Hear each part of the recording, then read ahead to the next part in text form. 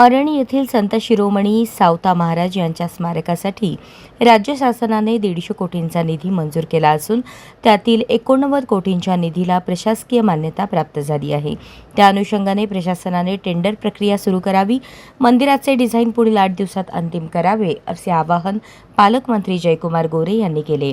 नियोजन भवन येथील सभागृहात आयोजित संत शिरोमणी श्री सावता महाराज स्मारक तसेच जगद्गुरू महात्मा बसवेश्वर स्मारक आढावा बैठकीत पालकमंत्री गोरे बोलत होते।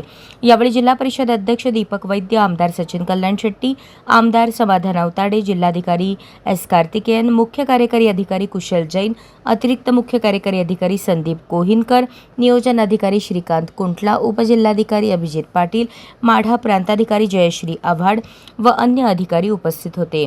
यावेळी पालकमंत्री गोरे म्हणाले, संत शिरोमणी सावता महाराज मंदिरासाठी आवश्यक असलेल्या जागा खरेदीला शासनाकडून 10 कोटींचा निधी प्राप्त झाला आहे।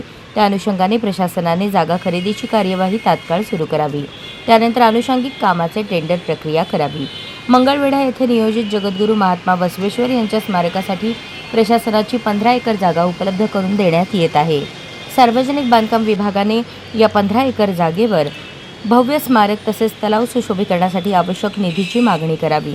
त्याप्रमाणेच मंगळवेढा शहरामध्ये चोखामेळा स्मारकासाठी किमान 2 एकर पेक्षा अधिक जागा उपलब्ध होत असेल तर त्या जागेची पाहणी जिल्हाधिकारी, मुख्य कार्यकारी अधिकारी व आमदार यांनी करावी, अशा सूचनाही पालकमंत्री गोरे यांनी दिल्या।